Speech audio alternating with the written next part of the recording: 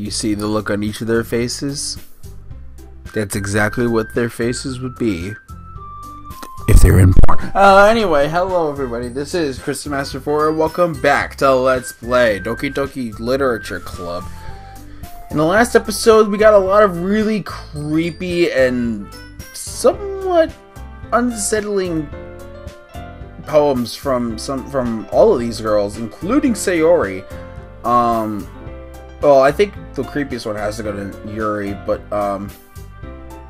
yeah, this episode we're gonna hear what Monica has to say. I tried to take this episode earlier, and it decided to stop 20 minutes in, so hopefully that'll change. So I already know what happens here, but yeah, so you know, I'm just gonna read it as it is because I've already read this and I don't feel like rereading it.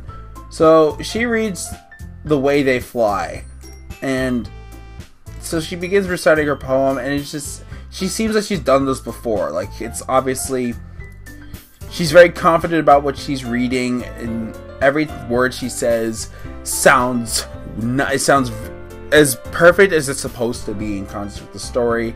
She's able to easily digest what's in her poem and just like spew it out as if she's already had it, like all the images in her mind. Kind of like how I assumed earlier, how she's more of a dreamscape kind of person. And then everyone else is in awe from her. Like it's almost like they're like, I wouldn't say hypnotized. Also, that was a lot of likes in that sense. I wouldn't say hypnotized, but I would say entranced. Whether it be good or bad. And then she finishes, and then everyone claps for her.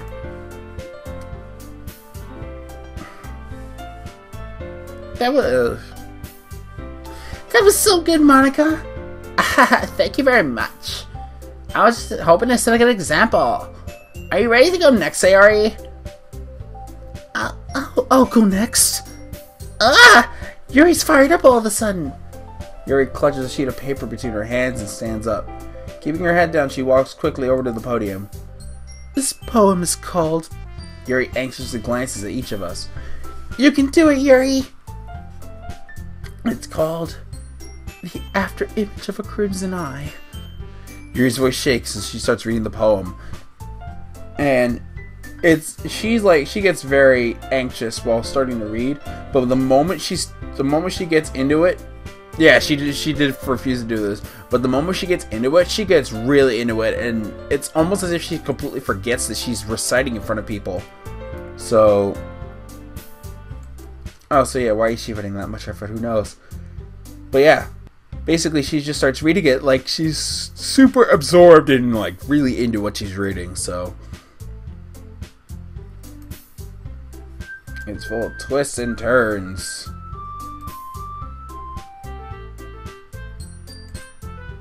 Suddenly she's finished. Everyone is stunned. Yuri snaps back to her reality and glances around her as if she's bewildered even herself. It's up to me to save the situation. Dun, dun, dun, dun. Supermaning into her. I'm the first to start applauding. Everyone else joins me afterwards, and we give Yuri the recognition she deserves. It's not like we didn't want to applaud for her, it's just that she sucked, but I mean, we were just caught off guard, so we must have forgotten. Yeah, that's the excuse I'm going to go with. As we applaud, Yuri holds the poem in her chest and then rushes back to her seat. Yuri, that was really good. Thank you for sharing.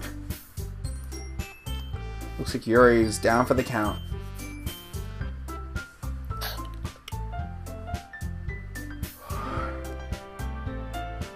Okay. Guess I'm next then. Sayori hops out of her chair and cheerfully walks over to the podium. This one's called My Meadow. Sorry, I giggled. Sayori. It's a lot harder than I thought. How did you guys do it so easily? Try not to think of it like you're reciting at other people. Imagine you're reciting it to yourself, like in front of a mirror, in your own head. If it's your poem, so it'll come out the best that way. I see. Okay then. Sayori begins her poem. Somehow it feels like her soft voice is made as a perfect match. The poem isn't aimlessly cheery like Sayori is. It's serene and bittersweet. If I were to read this on paper, I probably wouldn't think much of it. But hearing it come from Sayori's voice almost gives it a whole new meaning. Maybe this is what Sayori meant when she said she likes my poems. It's like I get to reach more deeply into someone who I thought I knew through and through. Sayori finishes and we applaud. I did it! I did it! Good job, Sayori. Even Chris liked it. I guess that's a good sign. What does that even mean? It came out nicely, Sayori. The atmosphere of the poem really fits you nicely. But it might be that other poems wouldn't work quite as well with that kind of delivery. I don't really understand. In other words, I've seen poems of yours where that sort of gentle delivery wouldn't work as well. They might need a little bit more force behind them, depending on what you're reading. Oh, I know what you mean. Thanks, well, I've been practicing that kind of thing. It's just embarrassing to do it in front of everyone. Next time, I'm gonna make you pick a poem that challenges you a little more. We don't have much time before the festival, you know. Okay! Now, who's next? Natsuki? Don't make me go before Chris. It's not like I can compare to you guys anyway. Might as well let Chris lower everyone's standards a little before I have to do it. Well, fuck you too, Natsuki. Jeez. Natsuki. It's fine, everything's fine. Might as well get it over with. But it's not like I have much of a selection of what to read. I also have to go with what I wrote for today. Because I only have 2 poems written. Of, like, very basic words that don't really have much meaning even if you put them together. Anyway, I stand up and step in front of the podium. Everyone has their eyes on me, making me feel terribly awkward. I recite my poem. Since I'm not exactly too confident in my own writing, it's hard to put energy into it. Which, again, is different than how I would normally read it. I would probably read it as if I'm, like, telling a story or, like, role-playing and just, like, getting into the mood. Because I was always one of those kids in high school that whenever we had to do, like, anything in lit club, or lit class, literature class, reading class, whenever we had to do anything in those, and we'd have to read, and we would have to group read, I would always put way too much effort into reading. Like, I'm always envisioning what the character is doing, so therefore I, like, start reading as the character instead of just monotone and boring like everyone else does.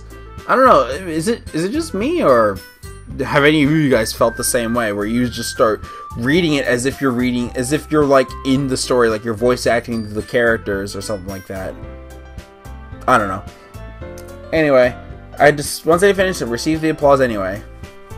Sorry, I'm not really as good as everyone else. Don't worry about it too much. I think it's less about your abilities and more that you lack your confidence in your writing. That's something that'll improve over time, though. Yeah, maybe. Alright then. That just leaves you with that just leaves you, Natsuki. Yeah, I'm going. Natsuki begrudgingly gets out of her seat and makes the way to the podium. The poem is called... Why are you all looking at me? Because you're presenting. Obviously. Anyway, the poem is called Jump. Might as well jump. Natsuki takes a breath. When she starts reciting the poem, her sour attitude disappears a little. While she's still a little unenthused, her poem has a rhythm and rhyme to it. It's Natsuki's trademark style, and it works surprisingly well when spoken aloud. The words feel like they bounce up and down as if giving life to the poem. Natsuki finishes and everyone applauds. She huffs back to her seat. That wasn't so bad, was it? Easy for you to say. You better not make me do that again. Well, do you at least feel prepared enough to recite a poem in front of other people? I mean, doing it in front of other people would be way easier. I could put on whatever face I want for people. Other people. But when it's just my friends, it's just embarrassing. That's a surprise, Natsuki. I think it'd be the other way around for me. Well, it's just how it is, so... I mean, that makes sense. I guess Natsuki is one of those people that doesn't care what she looks like in the public eye, but cares more about what her friends think of her, which makes sense for the character anyway. Well, I guess in that case, you won't have much to worry about for the festival. That said, I wanted to thank everyone for coming through. It might be hard, but I hope that you'll have an idea of what this is like now. Make sure you pick a poem that's good enough to get enough practice. Make sure you pick a poem and get enough practice before the festival, okay? I'll be making pamphlets, so let me know ahead of time what you'll be reciting. Jeez. I should probably find some other poem to recite instead. Or make another one out of random words and phrases that you find in everyday normal language talk. That's normal, right? That's fine too. It doesn't have to be your own poem. I'm already pleasantly surprised you're putting all this effort into the club. It makes me really happy. Yeah, no problem. Yeah. Okay, everyone. That's about it for today. I know the festival's coming up, but try to write poems for tomorrow as well. It's been working out really nicely so far, and I'd like to continue that. As for the festival, we'll finish planning tomorrow, and then we'll have the weekend to prepare. Monday's the big day! I can't wait! I can do this. I can do this. Alright. I stand up. There's no way I'll be able to find the same enthusiasm as Sayori and Monica, but I'll do my best to get through it. If it's for the sake of the club, and impressing Monica, then I'll have to do my best. Ready to go, Sayori? Yep! Look at you two already just going home together like that. It's kind of adorable, isn't it? I mean, now that you put it that way, I guess it can be kind of seen as adorable.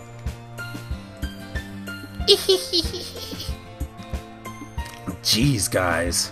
Don't make such a big deal out of it. It must be a little nice, though. Well, how am I supposed to respond to that? It's okay, Chris. You don't have to say it. Whatever, let's go already. I walk home with Sayori once more. Even though it's only been a few days, a lot of things have already changed. But today Sayori's being a little quieter than usual on the way home. Hey, Sayori. Sorry, I was spacing out. Ah, no wonder. I was thinking about something from earlier. Like how when we get to... I mean... Sayori fumbles with her words. So let's just say one day Natsuki wanted to walk home with you. Huh? What would you do? What kind of question is that? You're kind of putting me on the spot here. Yeah, okay. So I spent a lot of time with this question because it's very weirdly worded. It's almost like we're trying to, I wouldn't say romance Sayori, but like it's almost like she's trying to get with me. Like I feel like she's really into me. And later text kind of, you know, confirms that. And what I did was I pressed I would walk home with Natsuki because I felt like I would actually want to be with her. Like not like be with her, but like help her get more accustomed to being with her friends more. Like that's the way I thought of it. And I guess I don't know if it has an impact on the story, but just I feel like I mean my first instinct was both. Like I would walk home with the two of them, but just for the sake of keeping with the story, I'm gonna pick the same option I picked before. But just know that I think choices do matter in this situation, so I'm still gonna pick I'd walk home with Natsuki just to keep in what I did before. Walking home with Natsuki, huh? Why does the thought of that make my heart pound? Oh yeah, I think the character kind of likes Natsuki too. I mean, I think I'd be more afraid of what she'd do to me if I turned her down. Isn't she cute and fun to be around?